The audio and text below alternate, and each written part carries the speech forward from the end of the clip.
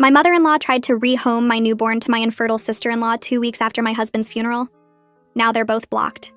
She said it 2 weeks after the funeral while I was nursing Olivia in what used to be our bedroom. You're young. You can have more children. Rachel's 41. This is her last chance. I stared at her standing in my doorway holding a casserole. What did you just say? I'm being practical. You're 28, working part-time, no family nearby. Rachel and Todd have money, a big house, stability. They've tried for 15 years. You want me to give away my daughter? Not give away, share. Like an adoption, but keeping it in the family. Get out. Think about what Brian would want. Brian. My husband who died in a motorcycle accident 6 weeks after Olivia was born. Brian would want his daughter with her mother, I said. Brian would want what's best for Olivia. A 2-parent household with resources. Leave. Now. She set the casserole on my dresser. Rachel's waiting downstairs.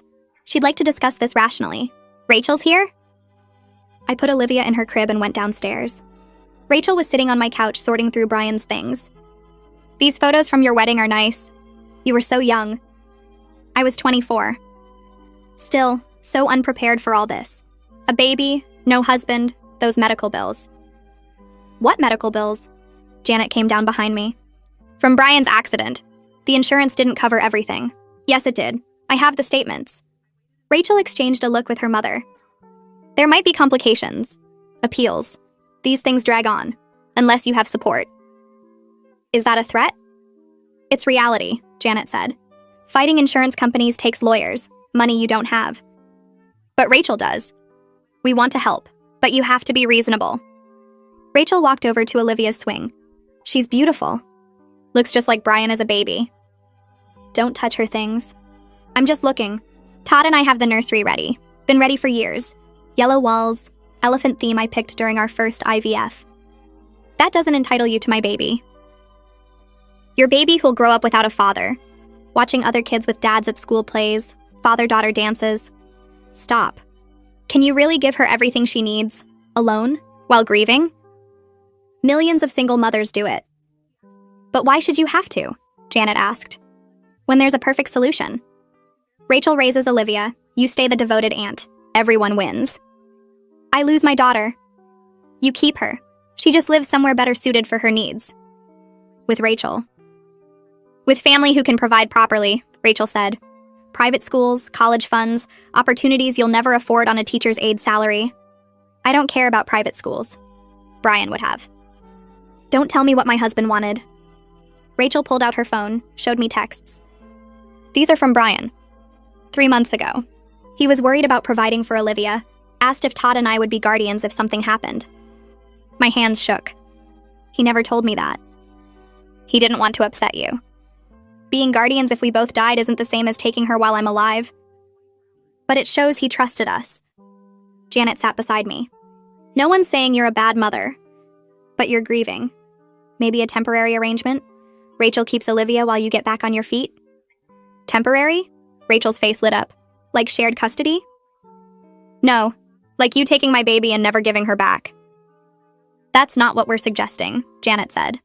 You show up here, threaten me with fake bills, and expect me to hand over my infant? We're trying to help, Rachel said. You're trying to steal my baby using grief against me. Steal is harsh, Janet said. What would you call it? I stood up. Both of you leave, don't come back. Rachel's face hardened. You're being selfish. I've lost 4 babies. You have no idea what that's like. You're right, but that doesn't mean you get mine. I would be a better mother. I've prepared longer, wanted it more. Wanting something doesn't make it yours. Janet gasped. How cruel. Rachel's pain is real. So is mine. I buried my husband 2 weeks ago. I wake up thinking I hear his voice. You think I'm not in pain? Technically, Rachel said slowly, grandparents have rights. Mom could petition for custody given your situation. You wouldn't. Janet lifted her chin. If it's best for Olivia, we would. We hoped it wouldn't come to that, Rachel said. But if you force our hand, she's my baby, not some consolation prize for your infertility. Rachel started crying. How can you be so hateful? How can you be so entitled? Janet stood. We'll give you time to reconsider. Think about Olivia's future. They left. I called my lawyer friend that night, documented everything. 3 days later, I got a letter from Rachel's lawyer about grandparent visitation rights. I called Kira that night after putting Olivia down. She answered on the second ring and listened to everything without interrupting. When I finished, she told me to come to her office at 9 the next morning and bring all my documentation. She said her father, Harvey, specialized in family law and would sit in on the meeting. I barely slept. Every time I closed my eyes, I saw Rachel's face when she said she'd be a better mother. At 8:30, I bundled Olivia into her car seat and drove to Kira's office downtown. My hands shook the whole way there. Kira met me in the lobby and took Olivia while I gathered my folder of printed emails, text screenshots, and notes from the confrontation. Her father was already in the conference room reviewing the letter from Rachel's lawyer. Harvey was maybe 60 with gray hair and reading glasses. He stood up when we came in and shook my hand. His grip was firm and steady. Kira set up Olivia's portable bassinet in the corner while Harvey read through everything I'd brought. He took his time, making notes on a yellow legal pad. After 20 minutes, he looked up and asked me to walk him through the timeline starting from Brian's death. I told him about the funeral, the 2 weeks after, Janet and Rachel showing up at my house. He stopped me when I got to the part about the texts Rachel showed me. He asked if I'd seen the actual messages or just Rachel's phone screen. Just her screen, I said. He made another note. Then he asked about Brian's relationship with his sister. I explained they were close but not super tight. Brian loved Rachel but found her baby obsession hard to deal with sometimes. He'd mentioned it twice during my pregnancy, how Rachel kept asking weird questions about our birth plan, and who would watch Olivia if we needed help. Harvey nodded and wrote more notes. When I finished the whole story, he sat back and looked at me directly. He said grandparent rights cases were hard to win in our state, especially when the surviving parent was clearly fit and involved.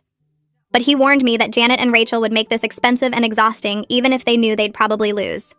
They were using the legal system to pressure me into giving up. He said that was their real strategy. Make it so costly and draining that I'd agree to visitation or shared custody just to make it stop. I felt sick hearing that. Harvey saw my face and told me not to panic yet. He said we had advantages they didn't expect. I was young, employed, had a clean home, and a thriving baby. Their case was built on manipulation and desperation, not facts. Then he explained something that made me want to cry with relief. Those texts Rachel showed me about guardianship were taken completely out of context.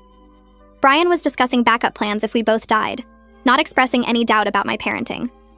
Harvey said that was a normal conversation for new parents to have, and it meant nothing about custody while I was alive and well. Rachel had twisted a responsible discussion into evidence of Brian's supposed concerns. Harvey told me we needed to get ahead of this by documenting my fitness as a mother and Olivia's development. Medical records, pediatrician statements, proof of a stable home environment. He wanted everything in writing before Rachel's lawyer could build a narrative about me being unstable or overwhelmed. I asked what I needed to do first. He said call Olivia's pediatrician right away and schedule an appointment specifically to document her health and growth. Explain the situation and ask for a detailed letter confirming she was well cared for and hitting all her milestones. I pulled out my phone and called from the conference room. The receptionist put me through to the nurse when I said it was urgent. I explained as calmly as I could that my in-laws were trying to take my baby and I needed documentation for a custody case. The nurse put me on hold and came back 2 minutes later with an appointment slot at 3 that afternoon. She sounded concerned and said the doctor would make time. After I hung up, Harvey outlined his response strategy. He'd send a formal letter to Rachel's lawyer that same day stating I would not voluntarily surrender custody or visitation. Any attempt to pursue grandparent rights would be vigorously contested. He said the letter would be professional, but make absolutely clear I wasn't the easy target they assumed. He'd also request copies of any evidence they planned to present, including the full context of those text messages with Brian. Kira offered to come with me to the pediatrician appointment. I almost cried again. Having someone on my side after weeks of feeling totally alone made my chest tight. We left Harvey's office at 11 and I went home to feed Olivia and try to eat something myself. My stomach was in knots, but I forced down half a sandwich. At 2:30, Kira picked us up and drove to the pediatrician's office. Dr. Klein had been Olivia's doctor since birth. She was maybe 40, calm and thorough. When we got into the exam room, she closed the door and asked me to explain what was happening. I told her everything while she examined Olivia.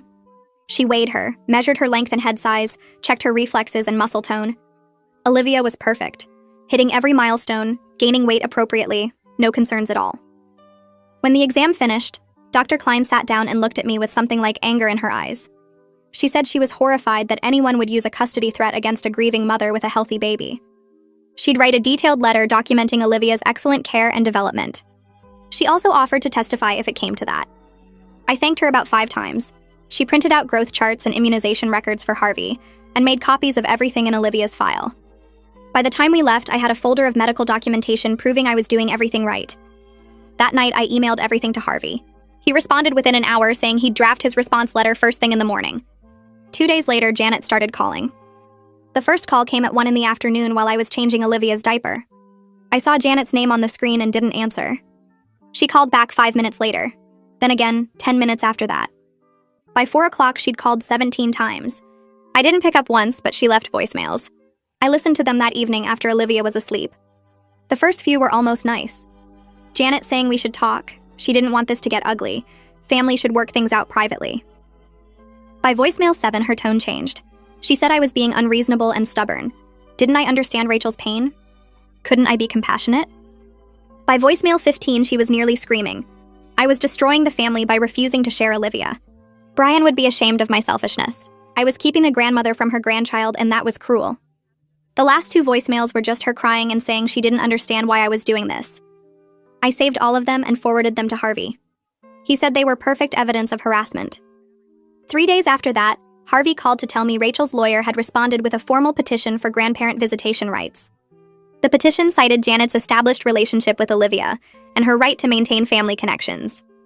Harvey read me parts of it over the phone. It made me sound like I was isolating Olivia from her father's family out of spite.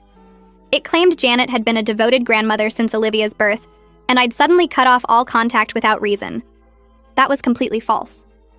Janet had visited maybe 4 times in 8 weeks, always with Rachel, always pushing their agenda. Harvey said this was an intimidation tactic.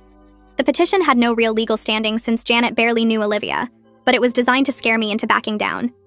He told me not to worry. We had documentation proving Janet's minimal involvement and her harassment. That same evening, I logged into Brian's email account. I still had the password from when he was alive, and we shared everything. I hadn't looked at it since the funeral because seeing his name in the inbox made me feel like someone was sitting on my chest. But I needed to know what Rachel had really said to him. I searched for her name and found dozens of messages. Starting 7 months ago, right after I told the family I was pregnant, Rachel had been messaging Brian constantly. She asked about our plans for childcare, whether we'd thought about guardians, if we'd made a will. Brian's responses were polite but short. He thanked her for thinking of us but said we were handling it. Rachel kept pushing. She sent long emails about her and Todd's financial stability, their experience with kids through volunteering, their big house with a spare room perfect for a nursery. Brian never agreed to anything. His longest response was 3 sentences saying they'd think about guardianship options, but nothing was decided. Rachel sent 43 messages over 6 months. Brian sent 7 brief replies. None of them said what Rachel claimed. I screenshot everything and sent it to Harvey. He called me 20 minutes later sounding excited. This was exactly what we needed. It proved the guardianship conversation was Rachel's obsession, not Brian's plan. Harvey filed a motion to subpoena Brian's phone records and email history. He wanted the court to see the full picture of Rachel's pushing and Brian's lack of real agreement. The records came back a week later showing the same pattern. Rachel texting and calling constantly, Brian responding minimally. It was clear to anyone reading that Brian was being polite to his sister, but not actually planning to make her Olivia's guardian. On a Tuesday morning, I was feeding Olivia in the living room when someone knocked hard on the front door. I looked through the window and saw Janet standing on my porch. My heart started racing. I stayed quiet, hoping she'd leave. She knocked again, harder. Then she called through the door that she knew I was home because my car was in the driveway. She said she had a right to see her granddaughter. I walked to the door but didn't open it. I told her through the wood that all contact had to go through my lawyer now. She couldn't just show up at my house. Janet's voice got loud. She said I was poisoning Olivia against her family. I was keeping a baby from her grandmother out of pure spite. She started crying and saying she just wanted to hold Olivia once. Was that too much to ask? I repeated that she needed to leave and contact Harvey if she wanted to discuss anything. Janet screamed that I was a horrible person. Brian would hate what I was doing. She pounded on the door 3 more times and then I heard her walk away. I called Harvey immediately and told him what happened. He said to document the date and time and write down exactly what she said. This was more evidence of harassment.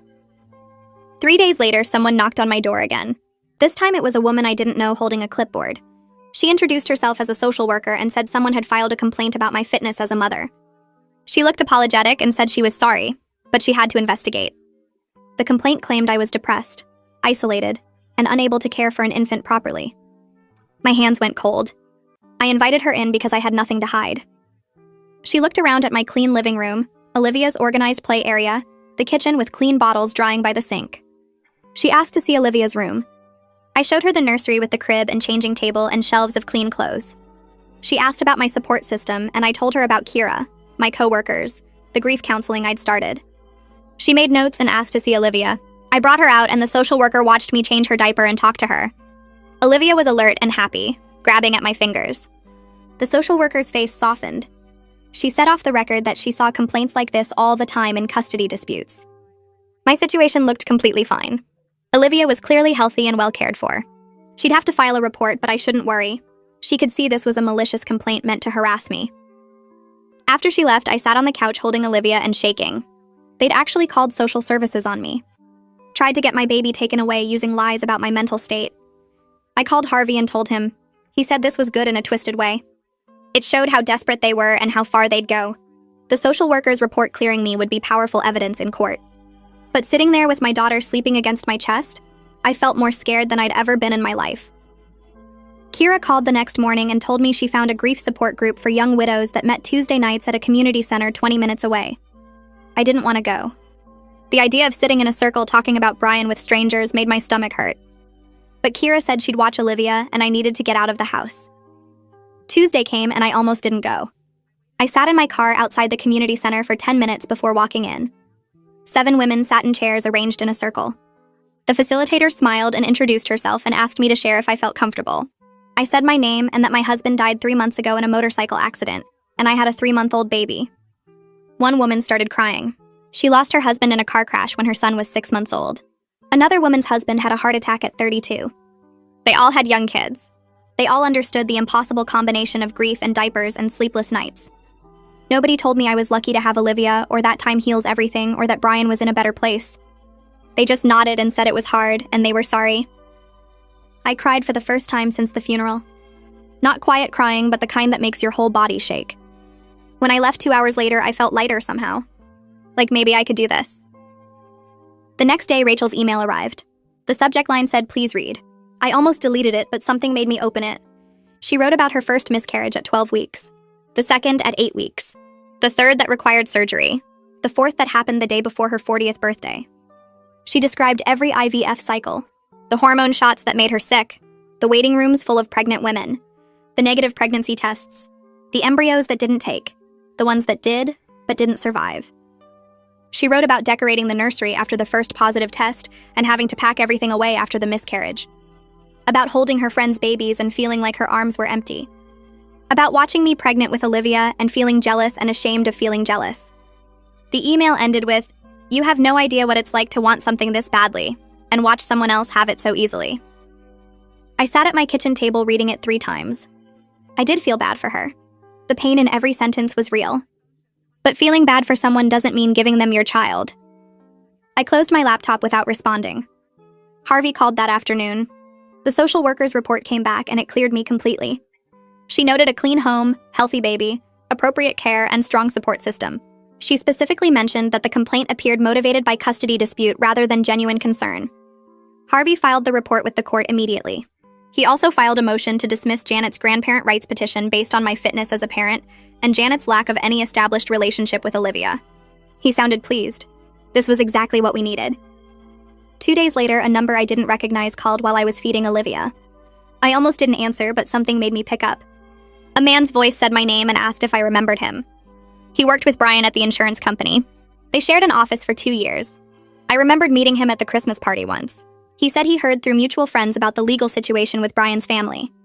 He wanted me to know something about the guardianship conversation Rachel kept mentioning. Brian had talked to him about it at work. Rachel had been texting him constantly during my pregnancy, asking about guardianship arrangements. Brian felt uncomfortable with how pushy she was being, but didn't want to cause family drama by saying no directly. He told the coworker he had no intention of making Rachel Olivia's guardian, but didn't know how to tell her without Rachel and Janet getting upset. The coworker said Brian seemed stressed about it. He kept trying to change the subject when Rachel brought it up, but she wouldn't let it go. I thanked him and asked if he'd be willing to put that in writing. He said yes immediately. He liked Brian and thought what Rachel and Janet were doing was wrong. Harvey received the written statement 3 days later. It laid out the timeline of Rachel's requests and Brian's discomfort. It explained that Brian was trying to be kind to his sister while having no real intention of making her Olivia's guardian. The statement made it clear the guardianship texts Rachel showed me were her pushing an agenda, not Brian expressing his wishes. Harvey added it to our evidence file. That same week, Brian's aunt called. She was Janet's younger sister and had always been nice to me at family gatherings. She said she needed to tell me something about Janet's behavior.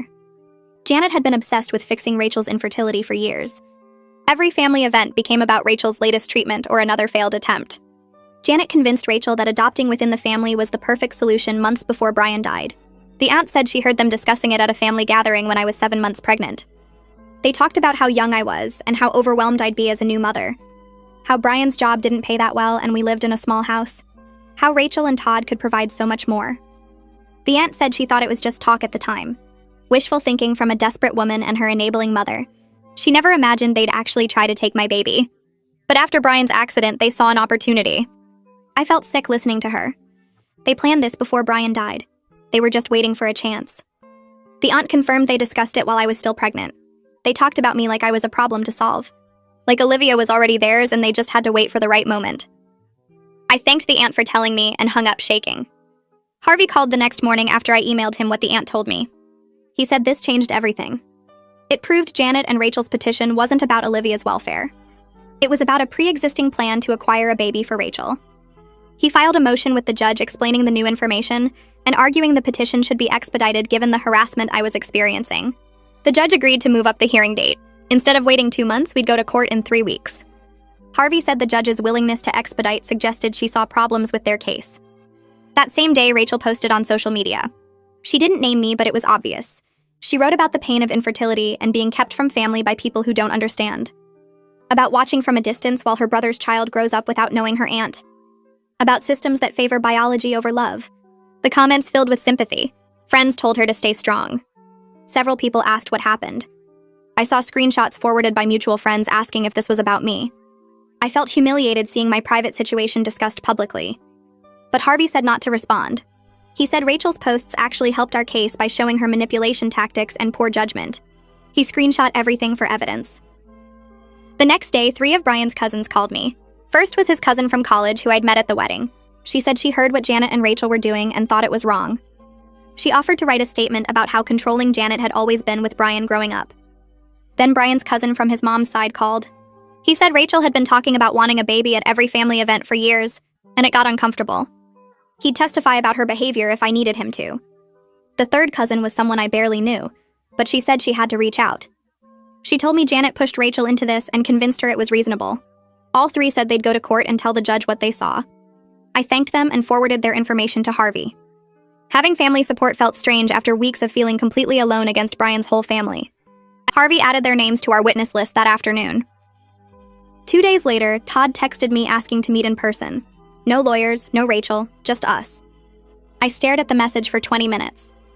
Harvey told me not to do it when I called him. He said anything Todd wanted to say could go through lawyers. But I was curious what he'd say without Rachel there. I agreed to meet him at a coffee shop across town the next morning. I arranged for my neighbor to watch Olivia and drove there early.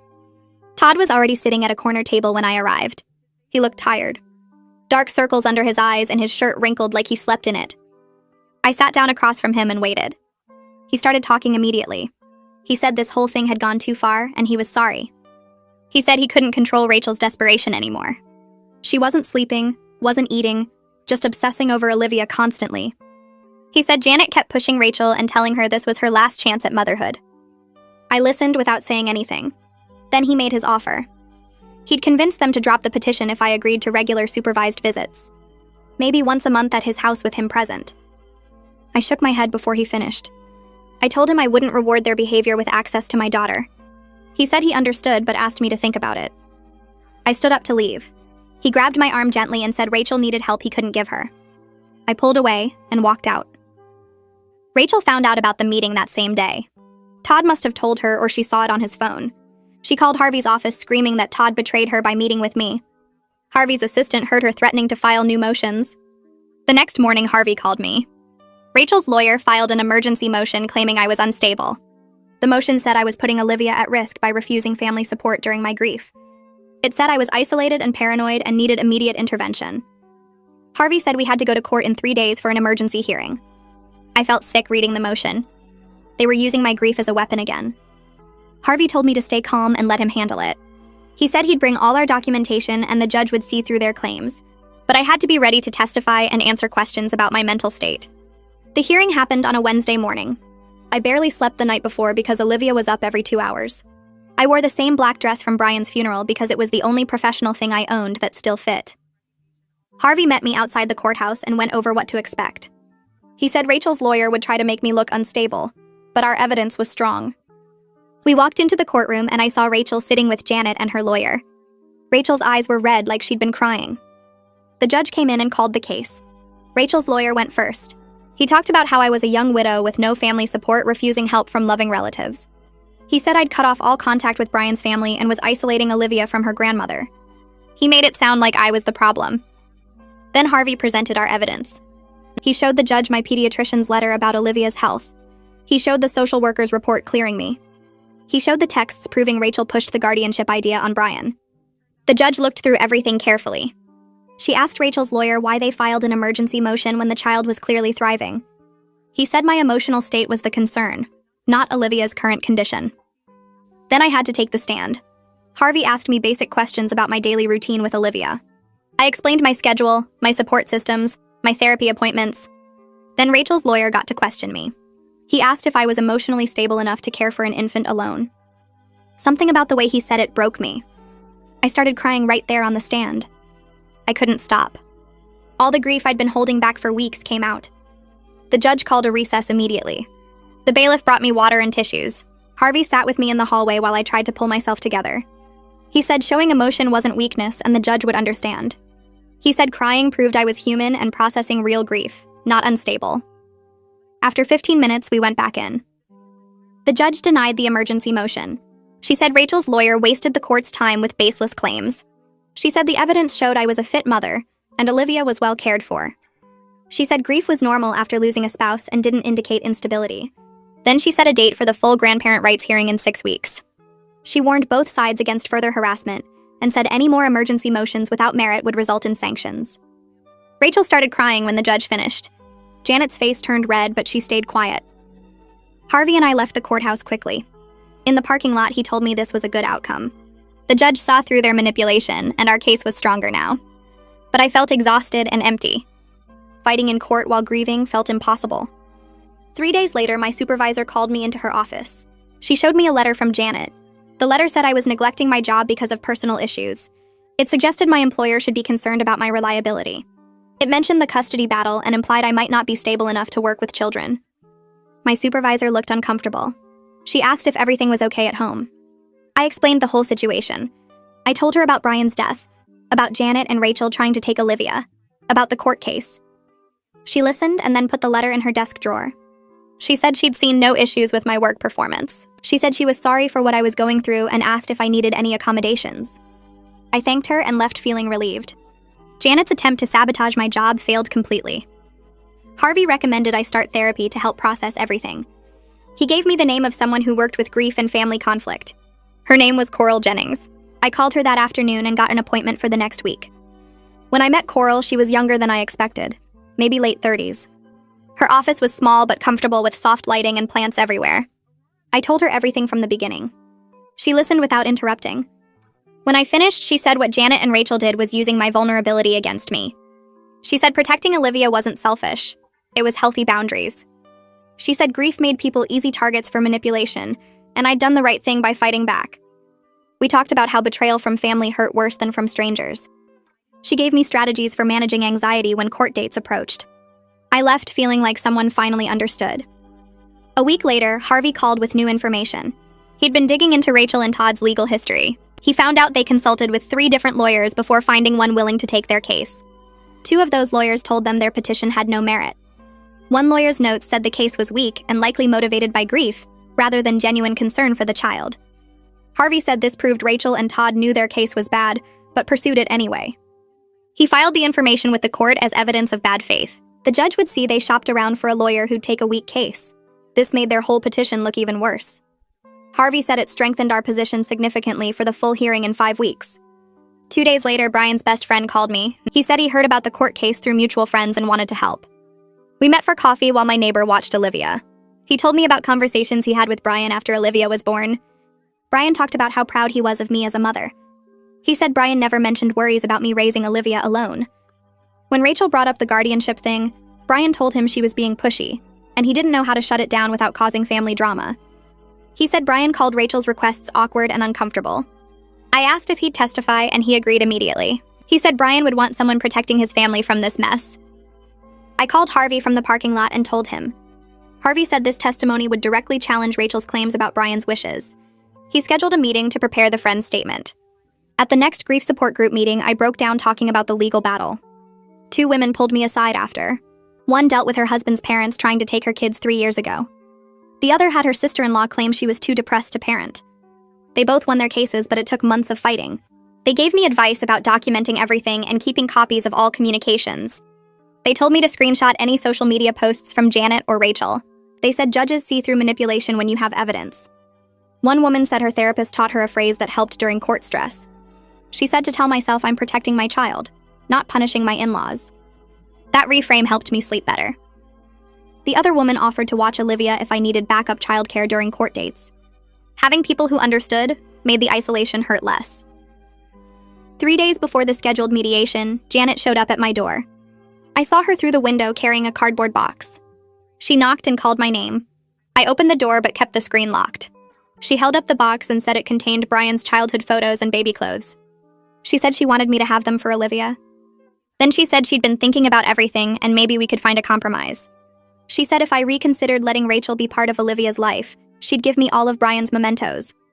She said Rachel just wanted to be an aunt, nothing crazy. I told her to leave the box on the porch. She asked if we could talk inside. I said no and closed the door. She stood there for 5 minutes knocking. I called Harvey and he said to document it as harassment. I took photos of her through the window. She finally left the box and drove away. I brought the box inside an hour later. Looking through Brian's baby pictures made me cry, but I was glad to have them for Olivia. That same week, my friend sent me screenshots of Rachel's Facebook posts. She was posting vague things about corrupt systems and children being kept from loving homes. She wrote about how money and lawyers can silence truth.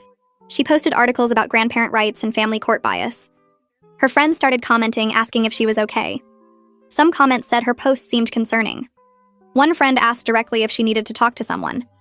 Todd's sister commented telling her to call. The posts got more intense over 3 days. Then suddenly they all disappeared. My friend said Todd must have convinced her to delete them. Harvey said to save all the screenshots because they showed Rachel's state of mind. He said the posts demonstrated obsession rather than genuine concern for a child's welfare. A mediator named Emmett Jennings called both lawyers suggesting mediation before the court hearing. Harvey told me it was my choice, but he thought it was pointless. He said Janet and Rachel showed no signs of backing down. I decided to try anyway. I thought maybe sitting in a room together would help them see reason. Harvey said to keep my expectations low. The mediation was scheduled for the following week at a neutral office building downtown. The mediation session lasted 2 hours and went nowhere. Emmett explained the process and asked each side to state their position. Janet and Rachel wanted regular, unsupervised visits starting immediately. They said once a week at minimum, building to overnight stays. They acted like this was reasonable. I said I'd consider supervised visits only after they completed therapy and apologized for their behavior. Rachel started crying and said I was being cruel. Janet said my conditions were punishment, not protection. Emmett asked what kind of relationship I envisioned long-term. I said I didn't know because they destroyed my trust. Rachel said she just wanted to be part of Olivia's life. I said showing up at my house demanding my baby wasn't how aunts behaved. Janet accused me of using Olivia as a weapon. I said they did that first by filing for grandparent rights. Emmett tried different approaches for an hour, but we couldn't find common ground. He finally said the gap between our positions was too wide for mediation. He recommended we proceed to the hearing and let the judge decide. During one exchange, Rachel admitted something that caught me off guard. Emmett asked about her support systems and coping strategies. Rachel said she'd been in therapy for infertility grief. Then she said she stopped going 6 months ago.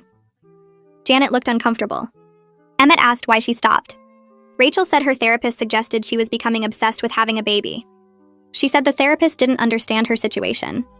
She said the therapist wanted her to accept childlessness, but she couldn't do that. Emmett asked if she'd consider resuming therapy. Rachel said she didn't need therapy. She needed a child. Janet jumped in and changed the subject. But I understood something important in that moment. Rachel's pain was real, but it had turned into something unhealthy. She needed help I couldn't provide by giving her access to Olivia. Her admission confirmed that protecting my daughter from this obsession was the right choice, even though it felt cruel. After the failed mediation, Harvey scheduled multiple meetings to prepare our case. He organized testimony from Brian's coworker about the guardianship context. He got a statement from Brian's best friend about Brian's confidence in my parenting. 3 of Brian's cousins agreed to testify about Janet's controlling behavior and Rachel's escalating baby obsession. My pediatrician prepared detailed records of Olivia's health and development. Coral wrote a letter about my mental health and coping strategies. The social worker's report cleared me completely. Harvey laid everything out on his conference table. He said the evidence of my fitness was overwhelming. He said the evidence of Janet and Rachel's manipulation was clear and documented. He walked me through what to expect at the hearing. He practiced questions the other lawyer might ask. He told me to stay calm and honest. He said the facts were on our side. The week before the hearing, I had a crisis of confidence. I couldn't sleep wondering if I was depriving Olivia of family connections. I called Coral and got an emergency session. I told her I kept thinking about Rachel's pain and Janet's grief over losing Brian. I said maybe I was being selfish by cutting them off completely. Coral asked me to describe how Janet and Rachel treated me during the worst time of my life. I walked through the whole thing again. The ambush 2 weeks after Brian's funeral. The threats about insurance bills. The social worker complaint. The harassment. Coral asked if those were the actions of people who cared about my well-being. She said people who view a child as a possession rather than a person don't make safe family connections. She reminded me that protecting Olivia from manipulation wasn't punishment. She said healthy family relationships don't require court battles and restraining orders. She asked what I wanted Olivia to learn about boundaries and self-protection. I realized I wanted to teach her that love doesn't demand self-sacrifice. I left her office feeling clear about my choice again. At the hearing, Janet's sister took the stand and everything shifted. Harvey called her as a witness, and Janet looked shocked. The sister said her name and confirmed she was Janet's younger sister and Brian's aunt. Harvey asked about her relationship with Janet. She described growing up with a controlling older sister who always needed things her way. She talked about Janet's history of manipulating family situations. Then Harvey asked about Rachel. The sister said Janet had been obsessed with fixing Rachel's infertility for years. She said Janet talked constantly about how unfair it was that Rachel couldn't have children. She testified that at a family gathering while I was pregnant, she overheard Janet and Rachel discussing plans. They talked about how young and overwhelmed I'd be as a new mother. They discussed how I'd need help and support. Rachel said it would be natural for her to step in as the experienced aunt even though she had no children. Janet said if anything happened to Brian, Rachel would be the obvious choice to raise Olivia. The sister said she was horrified but thought it was just talk. She didn't realize they'd actually try it. She said when she heard about the custody case, she knew she had to speak up. Janet's face turned red during the testimony. Rachel started crying. The judge asked several follow-up questions. The sister's testimony as a family member carried weight because she had no reason to lie. She was risking her relationship with Janet to tell the truth. Rachel's lawyer called her next, and she walked to the witness stand with shaking hands. She sat down and twisted a tissue between her fingers while her lawyer asked about her marriage to Todd and their attempts to have children. Rachel described 15 years of trying, the hope each month that never came, 4 miscarriages that left her empty and broken. She talked about the fertility treatments, the hormones that made her feel crazy, the procedures that hurt and failed anyway. She cried when she described holding other people's babies at family events and going home to an empty nursery. I felt bad for her pain because it was real and terrible.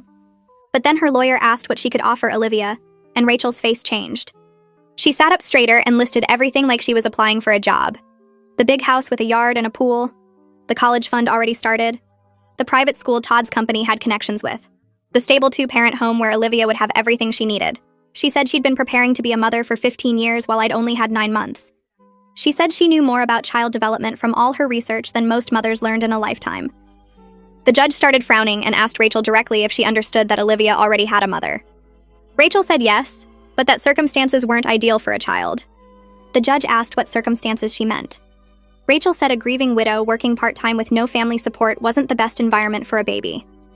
The judge asked if Rachel thought grief made someone unfit to parent. Rachel backtracked and said no, but that it was a lot for one person to handle alone. The judge thanked her and she went back to her seat looking pleased with herself like she'd done well. Harvey squeezed my hand under the table. Then the judge called me to testify. I walked up there feeling like everyone was staring at me and judging whether I was good enough to keep my own baby. Harvey had practiced questions with me, but my mouth felt dry anyway. Rachel's lawyer went first and asked about my work schedule and my income and whether I had family nearby to help. I answered honestly that I worked part-time as a teacher's aide, that money was tight but manageable, that my family lived across the country. He asked about my emotional state and whether I was seeing a therapist. I said yes, I was grieving my husband, and yes, I had a therapist who was helping me process everything. He asked if I thought it was fair to raise Olivia in grief when she could live in a happy, stable home. I said grief was part of life, and I wouldn't hide it from my daughter, but I also had joy with her every day. He asked if I could really give Olivia everything she needed alone. I said I wasn't alone because I had friends and support groups and Brian's cousins who loved us. Then Harvey asked me questions, and I felt calmer. He asked about my relationship with Olivia, and I talked about nursing her and rocking her to sleep and watching her discover her hands. I described our morning routine and how she smiled when she heard my voice. I explained the support systems I'd built through the grief group and my therapist and the pediatrician who saw us regularly. Harvey asked about Rachel and Janet's behavior, and I walked through everything calmly. The ambush 2 weeks after Brian's funeral, the threats about insurance bills, the social worker complaint, the constant pressure and manipulation. I said I understood Rachel's pain, but that didn't give her the right to my daughter.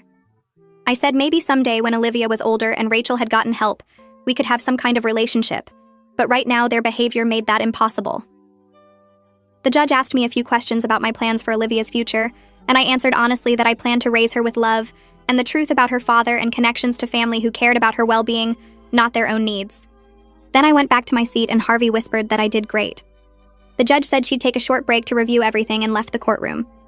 Janet and Rachel huddled with their lawyer looking confident.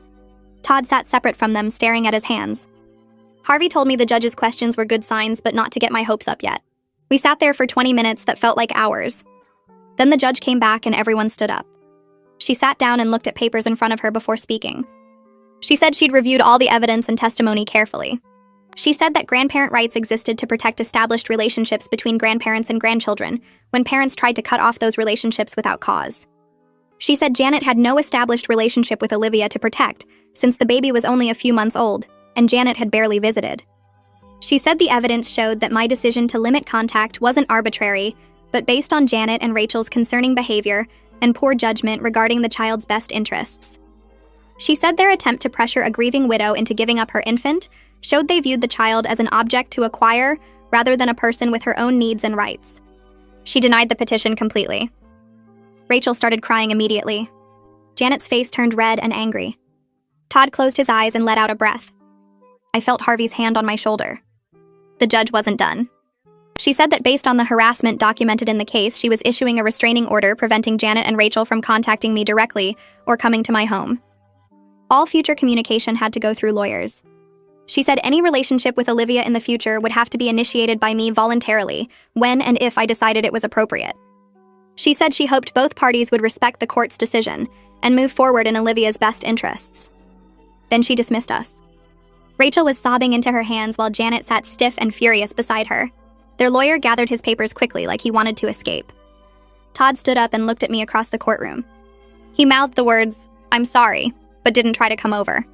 Harvey shook my hand and said the ruling was as clear as he'd hoped. He said they could technically appeal, but the judge's decision was so strong and their case so weak that an appeal probably wouldn't succeed. He told me to document anything if they violated the restraining order and contact him immediately. He said to go home and celebrate this victory. I walked out of the courthouse into cold air that felt clean and sharp. I drove home in a daze, the relief not quite real yet.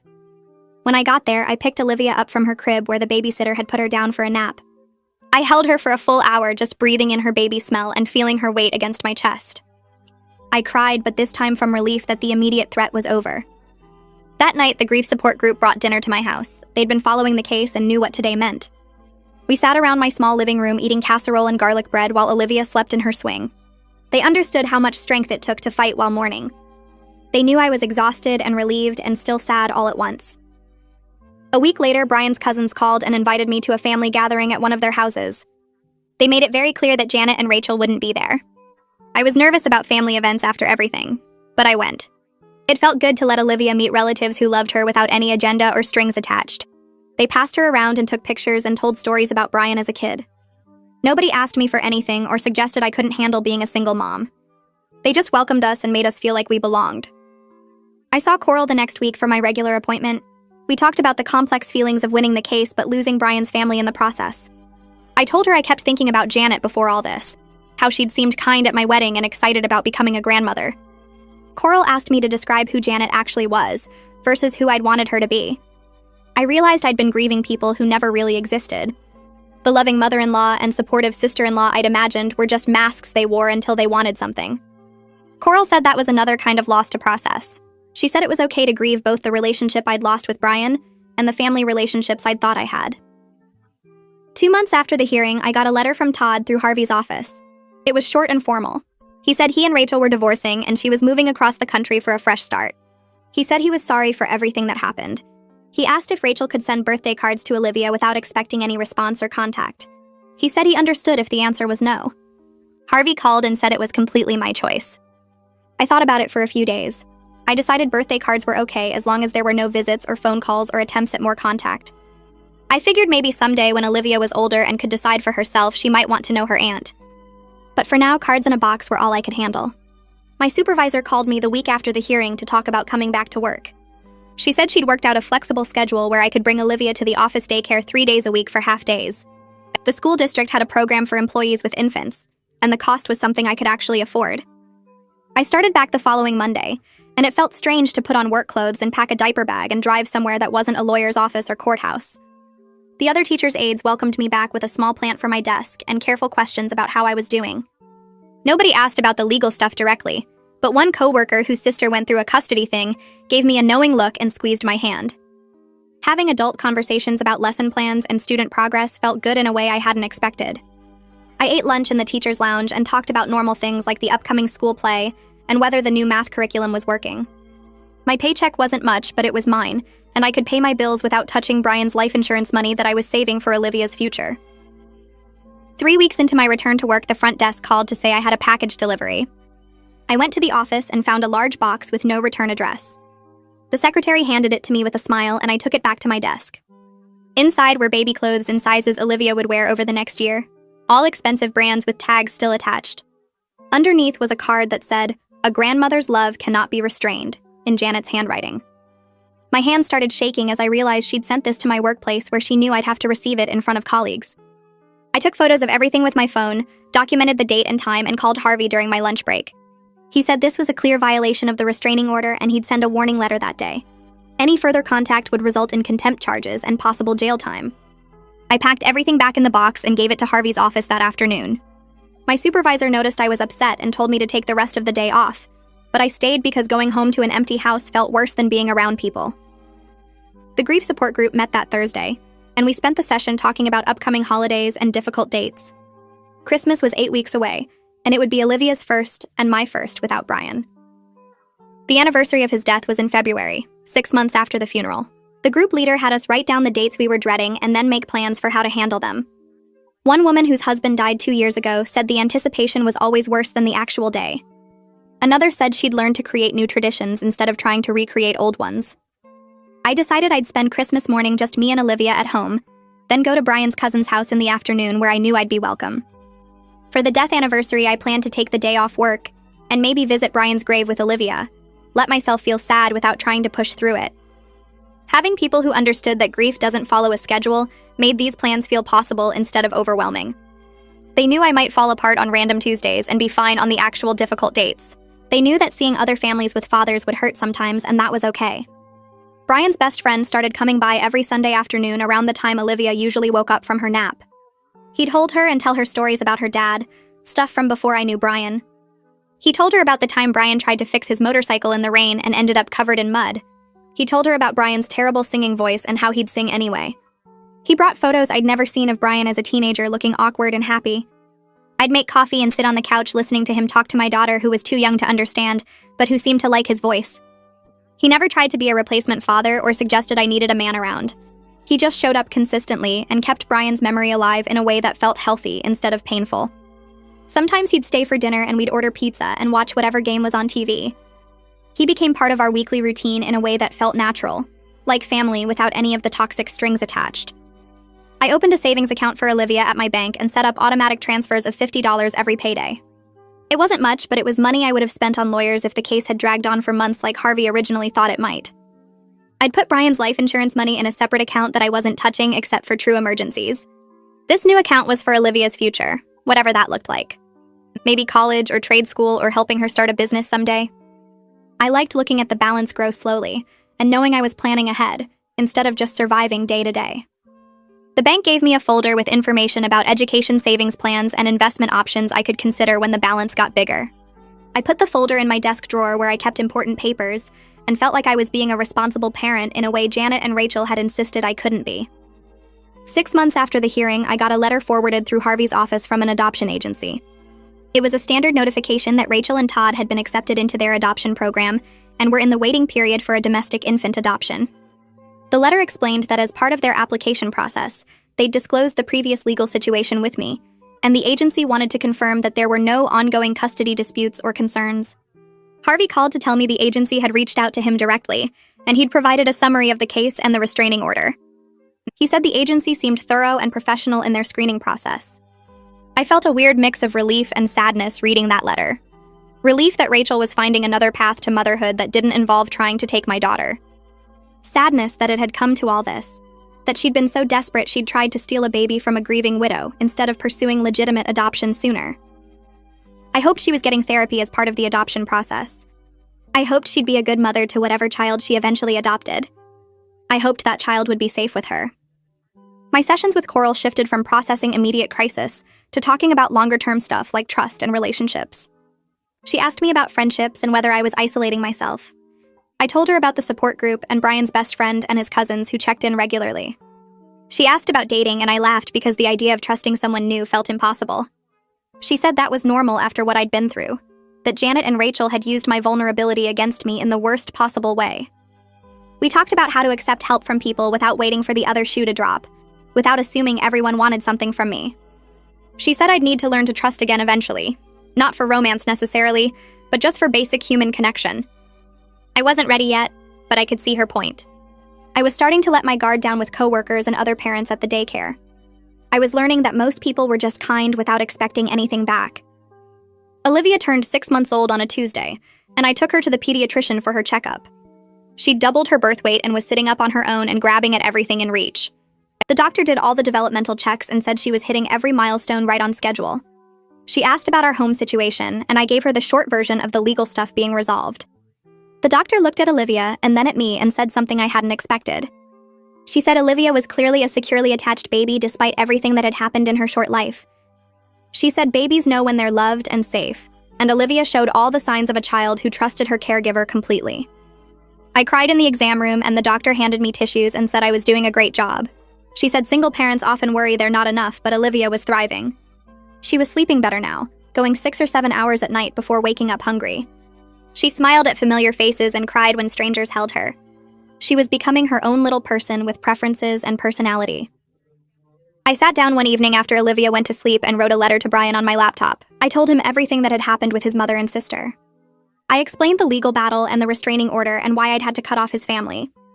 I wrote about the choices I'd made to protect our daughter and how hard it had been to do it alone. I told him about the support I'd found and the people who'd helped us. I wrote about my hope that someday when Olivia was old enough to ask questions, I could show her this letter and she'd understand. I wanted her to know the full truth with compassion for everyone's pain, including Rachel's infertility grief and Janet's misguided attempts to fix her daughter's problems. I wanted Olivia to know that I'd never kept her from her father's family out of spite, but because their actions had made it necessary. I saved the letter in a folder labeled For Olivia, along with photos of Brian and copies of cards he'd sent me during our relationship. Someday she'd want to know her father and her history, and I'd give her everything I had. Brian's aunt kept calling every week or two to check on us, and eventually started coming by for visits. She brought Olivia little gifts and held her while I did dishes or folded laundry. She told me stories about Janet's patterns over the years, how she'd always tried to control everything and everyone around her. She said Janet had pushed Rachel into endless fertility treatments even when Rachel wanted to stop. She said Todd had told family members he felt like he couldn't say no to Janet's pressure. The aunt helped me understand that what happened wasn't really about me personally. Janet would have tried to control and manipulate whoever Brian married because that's what she did. Rachel's desperation had given Janet an opening, but the controlling behavior was lifelong. The aunt became a grandmother figure for Olivia, someone who loved her without agenda, and who connected her to Brian's family history in a healthy way. She brought old family photos and told Olivia about her great-grandparents and the family she came from.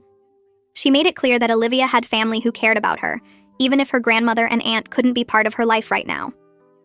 At the next grief support group meeting, the women cheered when I told them Olivia slept 7 hours straight the night before.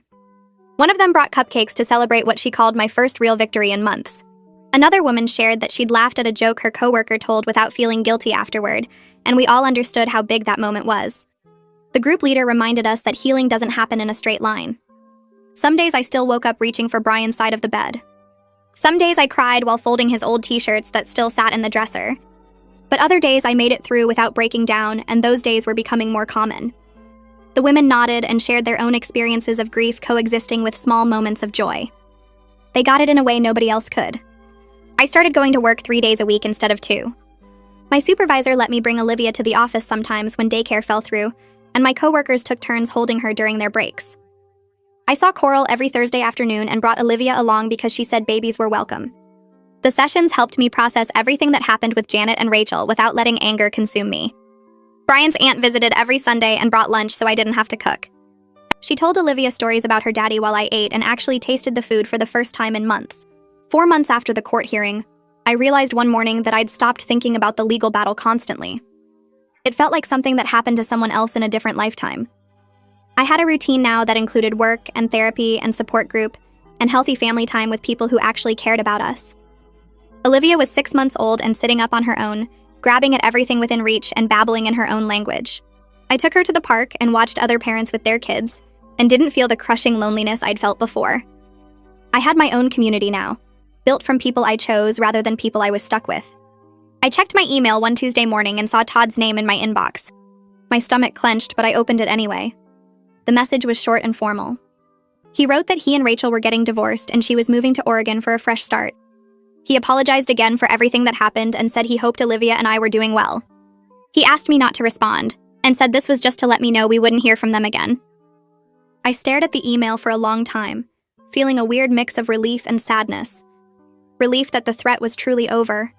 Sadness for Rachel's pain even after everything she'd done. I forwarded the email to Harvey just in case, then deleted it and went back to making Olivia's breakfast. That evening I sat on the floor with Olivia while she played with her blocks. She knocked them over and laughed, then looked at me to see if I was watching. I was always watching. Brian's aunt called to check in, and I told her about Todd's email. She said she'd heard through family that Rachel's therapist had finally convinced her she needed intensive treatment for her grief and obsession. The aunt hoped Rachel would find peace somewhere far away from us. I hoped so too, but mostly I just felt grateful we were safe. I looked around my living room at the photos on the walls and the toys scattered on the floor, and Olivia's swing in the corner. This was our home, our life, built on our own terms. Losing Janet and Rachel had been painful but necessary. Some family relationships are too broken to fix no matter how much you want to. We were building something better now. A chosen family made of people who loved us without conditions or hidden agendas. Olivia was growing up surrounded by genuine care instead of manipulation dressed up as love. I slept through most nights now without nightmares or panic attacks. When I looked at my daughter, I saw hope blooming where grief used to live. The pain of losing Brian would never disappear completely, but it was making room for other feelings now. Joy when Olivia smiled, gratitude for the support system we'd built, pride in how far we'd come. I was doing this, raising her alone but not really alone at all.